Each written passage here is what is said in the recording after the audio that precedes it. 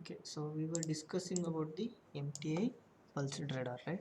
With the delay line canceller, how it will going to detect the Doppler shift frequency by using this delay line canceller. Okay, so first whatever the received signal, it will be given to the delay line canceller, and also the without delay line canceller, it will give it to the subtractor circuit. So now whenever the stationary target is there, that will not, it will not change its Doppler frequency.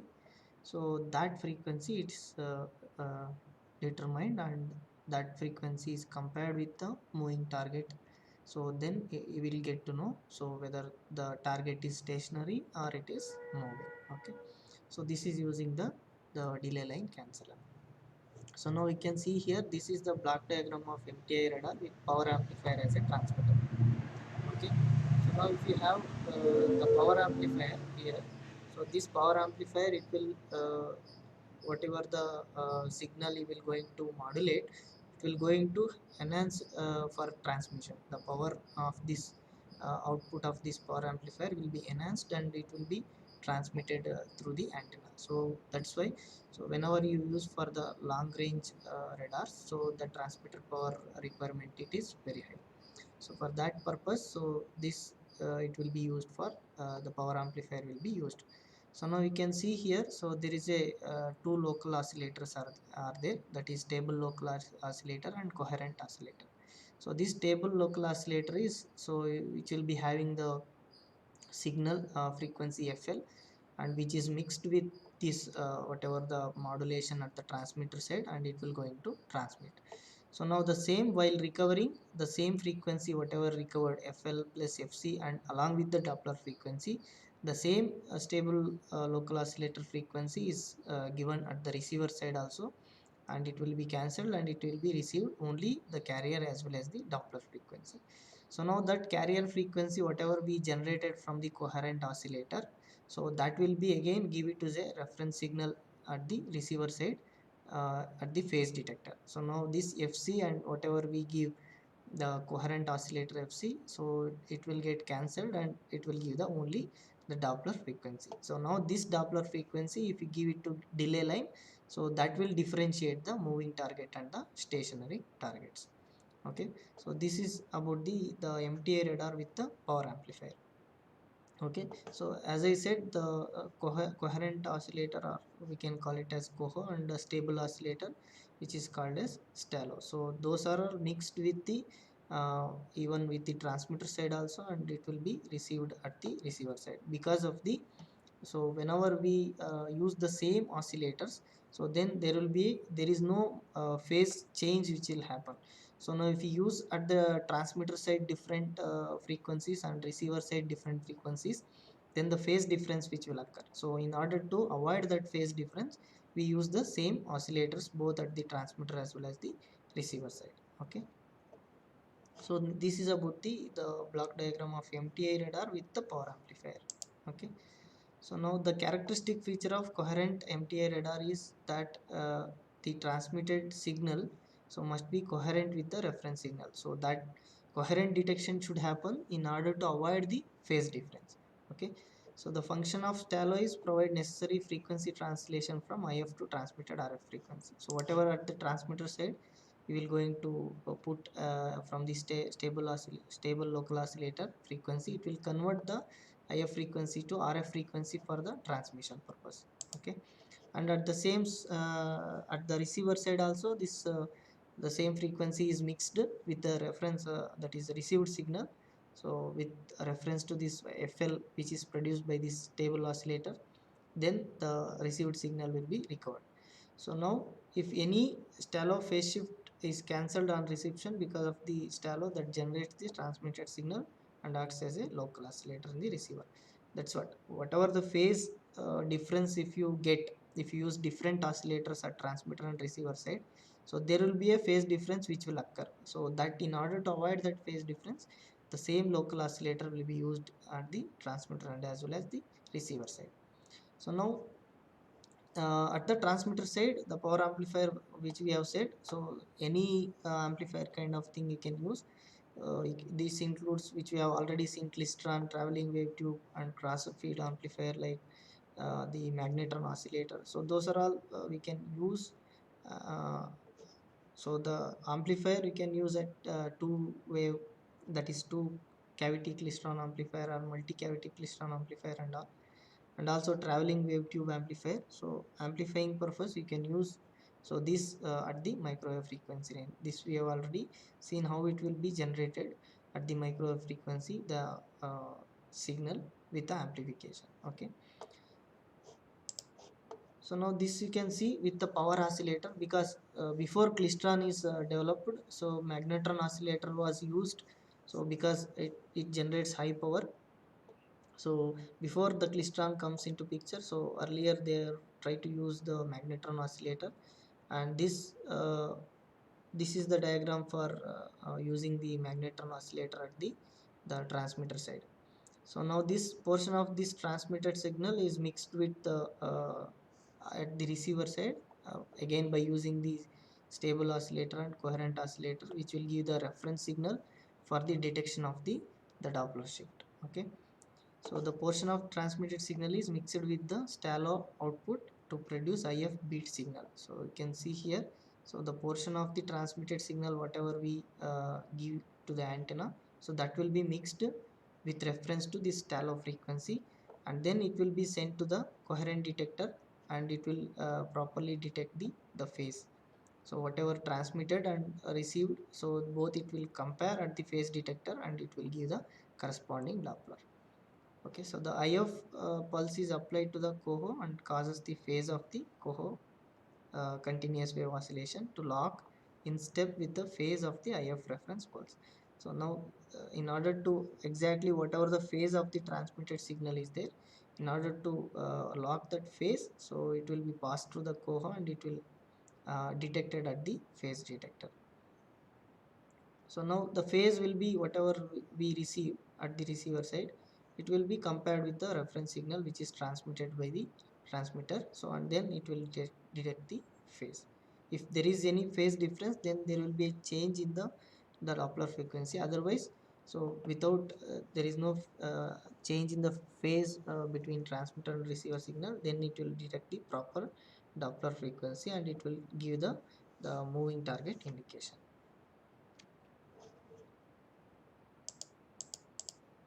Okay, so this is about the different types of MTI radar with amplifiers and oscillator, whatever magnetron oscillator it is used. So now the what is the importance of delay line cancellers, because we use the delay line canceller here, you can see, to detect proper Doppler frequency for the moving target indicator and stationary targets. So now what are the purpose of this, how we can able to design these delay line cancellers, and that we will see. So now this the delay line cancellers having the quality, so that which will be acts as a delay line, and so that delay which will be introduced with respect to time, so and it will be with respect to pulse repetition interval. So the delay line must introduce the time delay, so which is equal to pulse repetition interval. So whatever we transmit the pulse, so that whatever pulse it is repeated, so that interval it should be, so that should be having a time delay. So that in terms of this pulse repetition interval, if you introduce the time delay, so then we can properly able to detect the moving target indication. So the typical whatever pulse repetition intervals which we use for the typical ground based air surveillance radar, so this type of radars it will be several milliseconds. So if you have this pulse repetition interval in terms of time delay, in terms of several milliseconds, for this type of radars we can able to detect it. And the delay lines of this magnitude cannot be achieved with the practical electromagnetic transmission line. So because the transmission line again it will introduce the phase whenever the delay happens. Okay, so that's why in order to properly produce the delay times, so in order to produce that, instead of this electromagnetic transmission line, so we'll convert that electromagnetic signal into a acoustic signal. So because it will the velocity of propagation is around 10 power minus 5 of that of electromagnetic waves. So because of this property of acoustic signal, so we convert this electromagnetic transmit that waves into a acoustic signal, and we'll utilize the delay lines of the reasonable physical length. So then, so whatever the physical length we use, so that it will not affect the delay time, and it depends on the acoustic signal velocity of wave propagation. So now after necessary delay is introduced by the acoustic line, again the signal is converted back to the electromagnetic signal, and that will give it to the receiver side. Okay. So that is why, so the main purpose of this acoustic signal is to properly achieve the delay time with the reasonable physical length of the line which is used, transmission line which is used. Okay. So now one of the advantages of this time domain delay line canceller as compared to more that conventional frequency domain filter, because both are acts as like a filter itself. It will filter whatever stationary targets with respect to moving targets. So now one of the advantage is that, so it uses a single network to operate in whatever the range you desire, and it will separate the filter with the each range resolution cell. So whatever we use the frequency domain filter, it contains all that information, whether it is stationary and whether it is moving target, all amplified, whatever the echo signal which is there, it is there in the frequency domain filter. But here it is having a single network which actually having a each range resolution cell, and which will detect the the moving target with respect to the stationary targets. So this is the frequency domain Doppler filter banks are of interest in some forms of MTI and pulse Doppler radar. So whenever we have as we compromise between range and the Doppler effect, so that in the whatever the compromise which we have, so the those type of situation we have to use frequency domain Doppler filter banks. So now what is the filter characteristics of this delay line canceller? So now if we have the video signal of the particular target at range R0, so then whatever the signal we transmit with voltage, so or the power, so which will be represented like this. So now the delay line canceller, which will act as a filter and which rejects the DC component, whatever the clutter which will produce the clutter, it will be maybe the rain or fog, whatever it is which we have discussed. So the clutter is any of the form, so it should reject the DC component of the clutter. And because of its periodic nature, the filter also rejects the energy in the vicinity of the pulse repetition frequency and its harmonics. So since it is the delay line canceller, it will be periodic, so it will probably the rejection of the energy also occurs, and pulse repetition frequency and its harmonics, whatever higher harmonics it will come, so that 2FD or whatever the Doppler frequency which we detect. So because at the vicinity of this pulse repetition frequency, it is the possibility of rejection of that energy is also occurs. So if you take the video signal which is of this form, and whatever the signal which is transmitted previous to that pulse, so we can take it as this one, and if you subtract these two pulses and whatever the received signals, so then the output of the subtractor which will give v1 minus v2, and it will give the proper delay line. So now the gain of the delay line canceller, it is assumed to unity. So otherwise again the whatever the received echo signal which will be amplified, whatever the gain which will be used, so that's why assumption is that it will be the gain will be unity. So now if you subtract that, whatever the delay time which we get from these two, so we can get that delay time, and according to that we can get the output. So now based on this delay time, so the output of the delay line canceller, it will be in terms of this wave. Okay, so and it will achieve the Doppler frequency with an amplitude of this one, so 2k into sine pi of d into t. So this fd which will be the Doppler frequency, and the this time is t is the time delay. Okay, so this is a periodic in nature with respect to this time delay t. Okay, so now this is important in the MTA Doppler radar, that is blind speed, or we can even call it as blind speed. So blind speed is nothing but where exactly it will having the zero response. Okay, so there is no response of the cancel delay line canceller. So at this point we cannot able to predict the target. So wherever the response of this delay line canceller becomes zero, so then at that point of time we call it as that the target which is having blind speed. Okay, so the response of single delay line canceller will be zero. So whenever this argument, whatever the sign of this pi f d t, so this when it will become zero, it is a function of pi, right? So when it becomes function of pi and the argument pi f d, so that will become zero in the output of the subtractor whenever it is 0, pi, 2 pi, etc. Okay, so this Doppler frequency then we can extract with respect to pulse repetition frequency as fd equal to n into fp. So that depends on the time delay which is obtained. So now the delay line canceller not only eliminates the DC component caused by the clutter, but also it rejects the moving target whose Doppler frequency happens to be the multiples of this PRF. Okay, if it is multiples of this PRF, also it will reject even if it is having the signal energy. So that's why, so we have to take care of the single delay line cancel, so that it should not be the multiples of this pulse repetition frequency. So then we can able to get the proper Doppler frequency. So now the relative target velocities which results in zero MTI response are called blind speeds.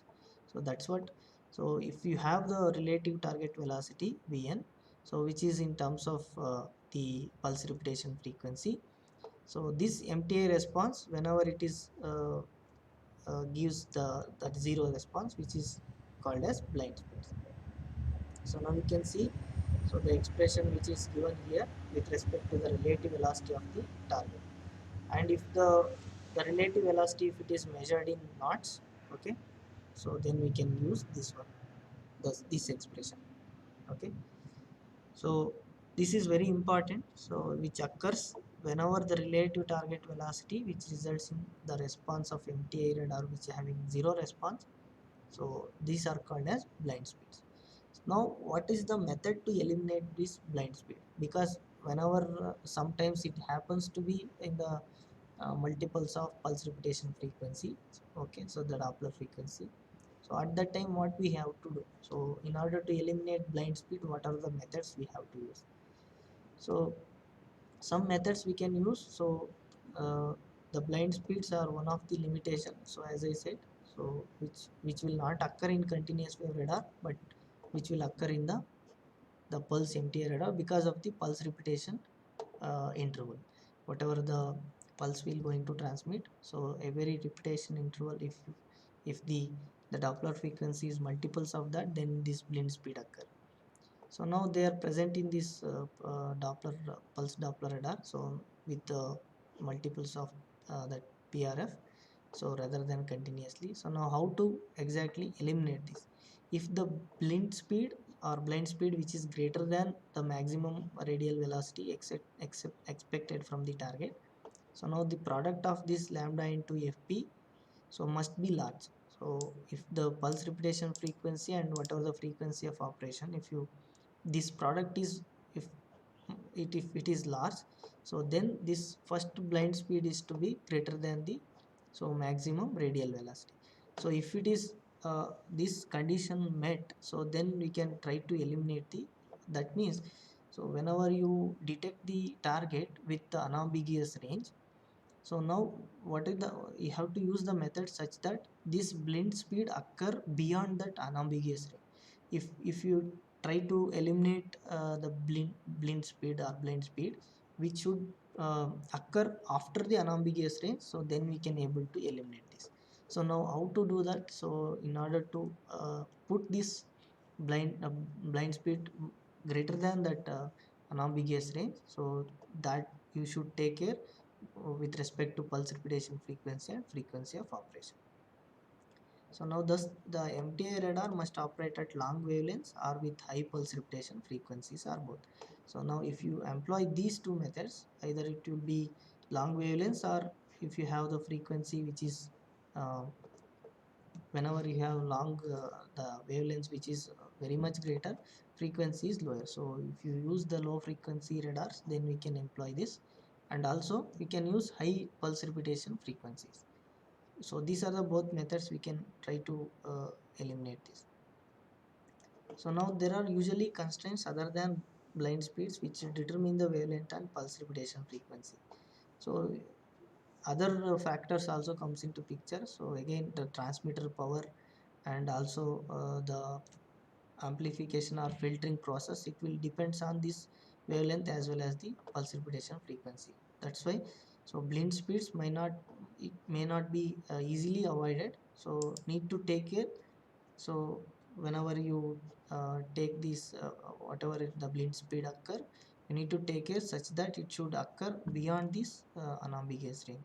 Okay, so now if the first blind speed v1 is plotted, so which is function of maximum unambiguous range, so with the different frequencies, so you can see here. So this is a maximum unambiguous range whenever it is happening, have the 10 nautical or 100 nautical miles. So now with respect to this range, so what is the first blind speed which occurs? So maybe like see with 50,000 megahertz, it will occur at maybe at 7 to 8 nautical miles, so like that. So this is a plot of that. So the first blind speed where it will occur with respect to the uh, maximum unambiguous range. So now if the speed of that first blind speed which is 600 knots, so say for example the v1 which occurs at the speed of 600 knots, then the maximum unambiguous range would be 130 nautical miles. Say for example here you can see, so it 600 somewhere here it will come 600 knots. Okay, so now with respect to this 300 megahertz, say for example here you can refer this 300 megahertz and somewhere 600 nautical miles if it is there. So if this curve wherever it matches, here you can see 130 nautical miles it will be there.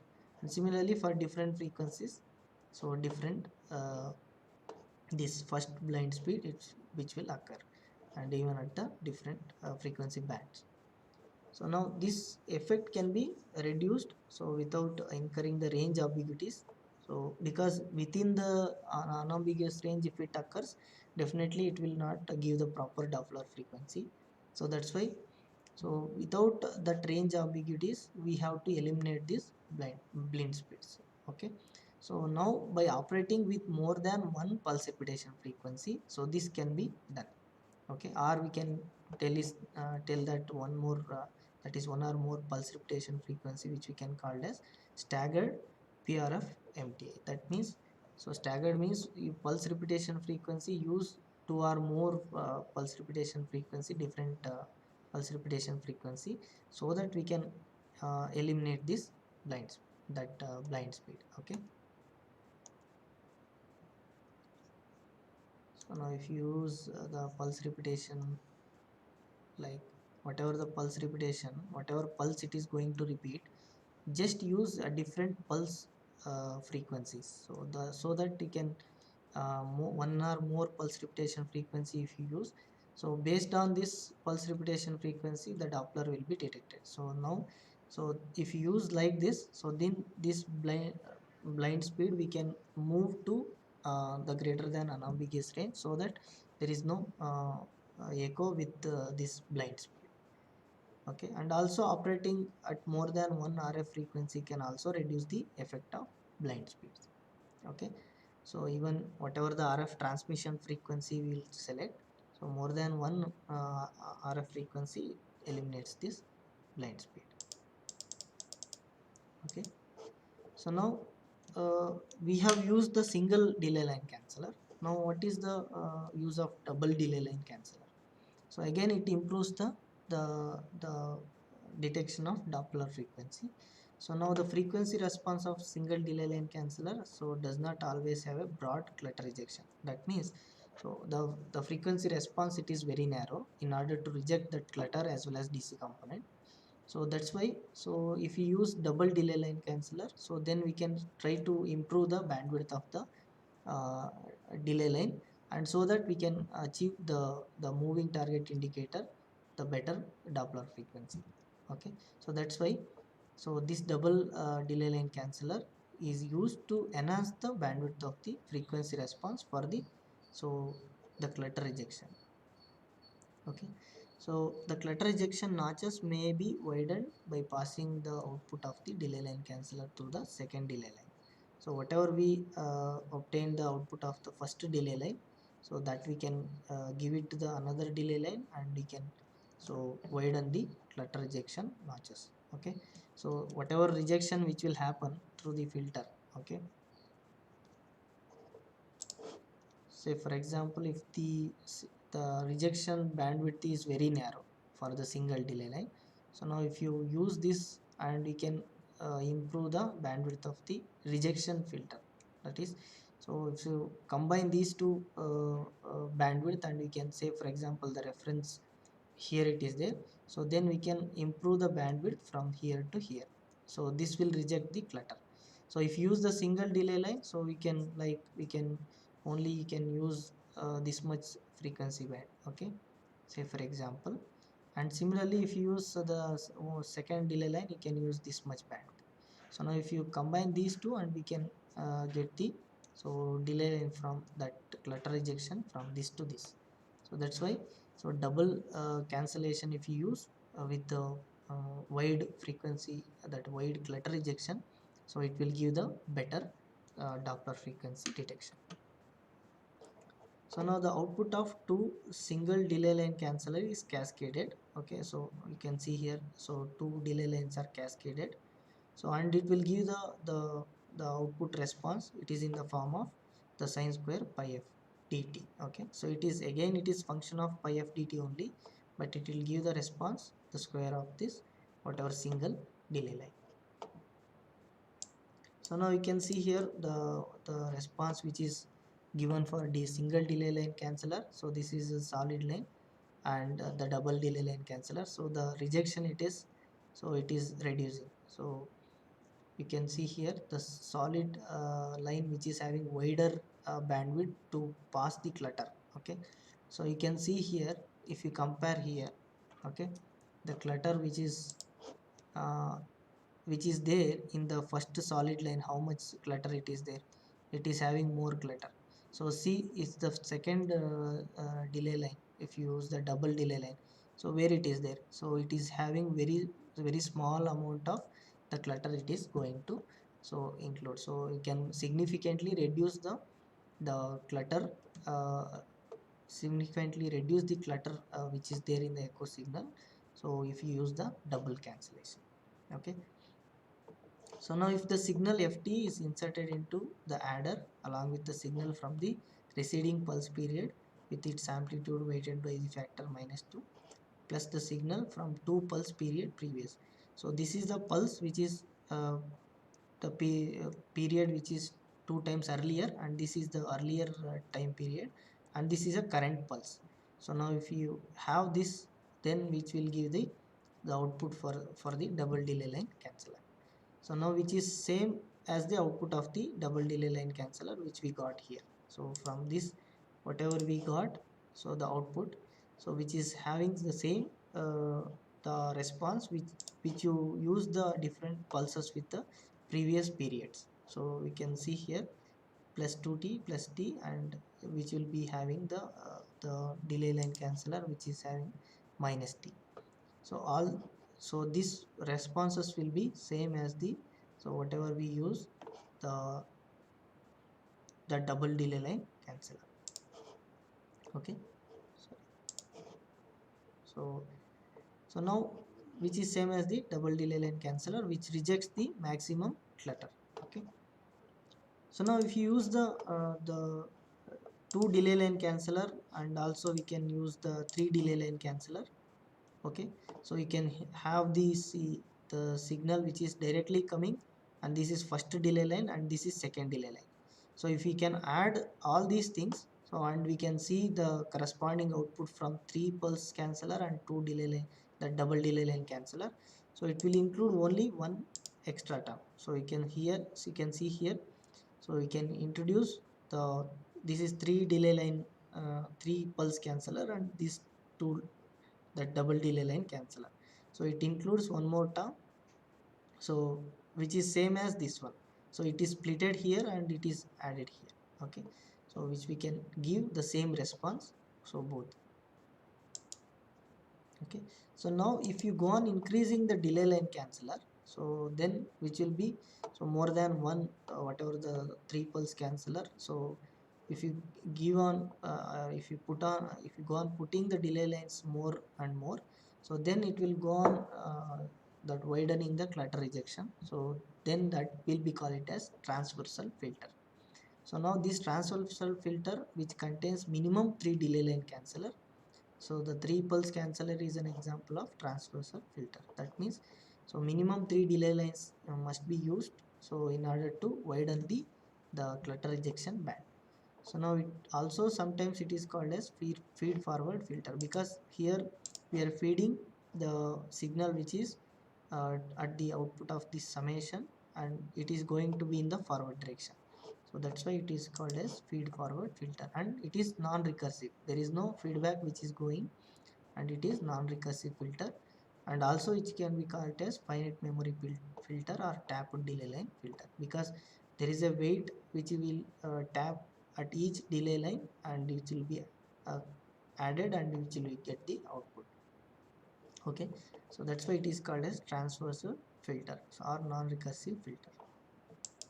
So now the weights of this the transversal filter, even for the 3 pulse canceller, we can take it as 1 minus 2 1, because we have find out here the weights here 1 minus 2 and plus 1, like that we can take. And this we can take 1, that is 1 minus 1 and plus 2, like that we can take.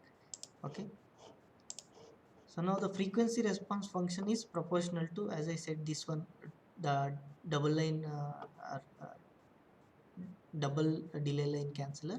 So now this transversal filter which is having 3 delay lines, so whose weights is 1 minus 3, 3 minus 1 gives the, so the sine cube. So this is sine cube of this one. So if you use the 3 delay line canceller, which will give the response of sine cube pi f d t. Okay, and even this is the 4 pulse canceller weights, whatever uh, the 3 pulse the 3 pulse canceller which is having the response, and this is a 4 pulse canceller response, and the weights which will be having 1 minus 3, 3 minus 1. So now the weights can be defined by using this binomial coefficients. By using this expression, the weights of this multiple line delay line canceller or transversal filter with n delay lines can be so obtained. So by using this equation, you can able to get the, the weights of this filter, and this the expansion which will give 1 minus x power n. Okay, so this will gives the alternating sign, the weights of this filter which will give alternating sign according to this equation. Okay, so now this transversal filter with alternating binomial weights is closely related to the filter which maximizes the average that signal average ratio.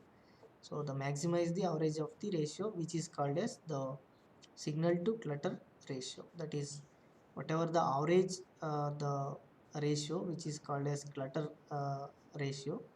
So this will be ratio of signal to clutter at the output side and signal to clutter at the input side. Okay, so now this ratio which will give the maximize this ratio, the transversal filter. So then we can reject maximally the clutter, and we can get the better Doppler frequency. Okay, so now the average is taken over the range of Doppler frequencies. So whatever the Doppler frequency at the different delay lines which we can achieve, so that we can take the average and we can improve the ratio, the IC ratio, which is called as improvement factor. So whatever the clutter we are go on rejecting from one delay line to other delay line or like that, so then that improvement factor, so we can so improve for the clutter while taking on the signal to clutter ratio at the corresponding the delay lines. Okay, so now we can see the response, the amplitude response of the 3 MTI delay line canceller. So we can see the how exactly the response which is giving.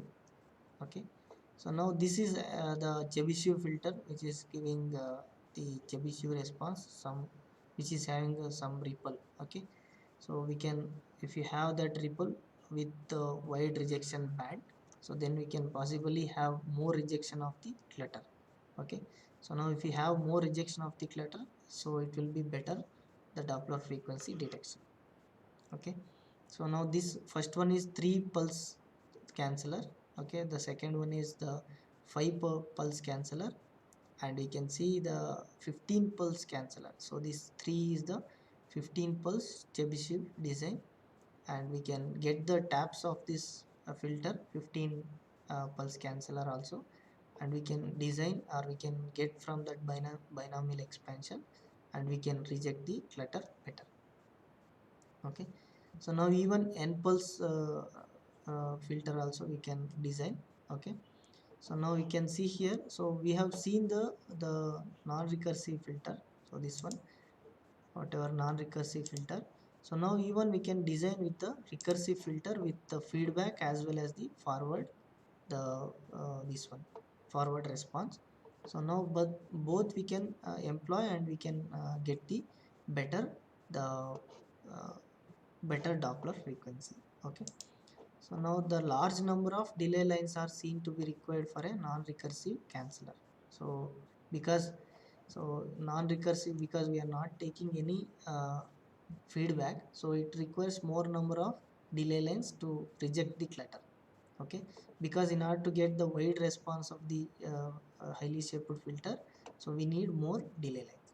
So now you can see with only 5 pulse canceller, or the 5 pulse Chebyshev design provides significantly wide band compared to the 3 pulse, and you can use the n pulse also, or you can use the, so like as like Chebyshev filter which is having 15 pulse Chebyshev design. So now in order to exactly eliminate complete clutter rejection, so maximum number of delay lines are required. So this is one of the limitation of non-recursive filter. So that's why in order to get that the in order to avoid that number of delay lines, what we are using, so we are using the recursive filters which will be having a, it will shape the frequency response. Okay, so non-recursive filters employ only feed forwards. So if you use the feedback loops also, okay, so then we can better maximize the frequency response for the clutter rejection.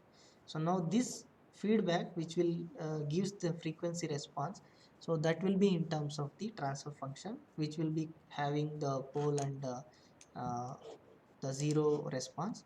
Now properly we have to arrange the pole zero response, so that pole zero response which will be better designed with the Z transform. So whatever h of z which is having, so something like for the filter. Okay, so h of z we'll call it as transfer function, we'll be having some zeros, something like this, and some poles. Okay, so for particular this transfer function, we which we have the pole at z equal to 2, the pole at z equal to 3, and 0 which is z equal to 0 and z equal to 1. Like this, whatever the transfer function we achieve from this whatever feed forward and feedback loops which is used here, so which if we get the proper the transfer function of this, then we can arrange these poles and zeros to get the response of the filter which rejects the better clutter, that is which rejects the clutter in the better way. Okay,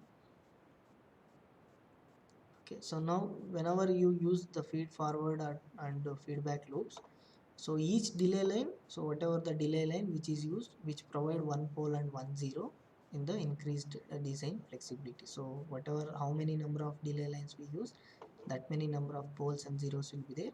So now that will be properly designed in order to reject the clutter. Okay, so now this, whenever this feedback loops which is used, we can call it as recursive filter. So now using the Z transform as the basis for the design, so it is possible in principle to synthesize the frequency response function.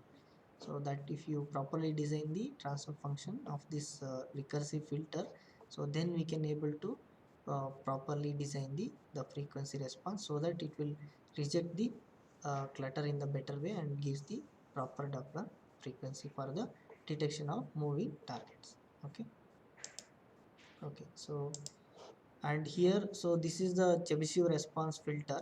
So even additional degrees of freedom which is available for designer to design the recursive delay line filters, so to give the steady state response, because stability is also one of the factor, and these are all the relative responses which is derived from this filter. So in order to at the proper delay time, so in order to achieve proper delay time. So now you can see this is a 3-pole Chebyshev low pass filter characteristics with some 0.5 dB ripple. Okay, so now corresponding delay line filter characteristics which is derived from this whatever the Chebyshev filter. Okay, so this is the filter characteristics how can be able to use in the recursive filter. So now the transient effect which will come into picture, so that because of the recursive filter which is having feedback loops, so this will result in a poor transient response. So now that undesirable transient response or transient effects of this filter can be reduced. Some methods can be used, uh, and this MTI filtering offer which is decided. Okay, so now one alternative is that to reduce that, use the multiple pulse repetition frequencies to achieve the desired MTI filter characteristics. So now you can see here this is the form of a delay line filter used to achieve the, so the characteristic which is shown here. So different delay lines, and so which will be used the feedbacks, and we can get the proper filter characteristics. Okay, so this is about the delay line cancellers and recursive and non-recursive filters using the delay line canceller to reject the clutter and maximize the signal to clutter ratio, or maximize the detection of the moving targets. Okay, so this is about the delay line canceller. So is there any doubt, anybody? Hello? Okay, so we'll stop here and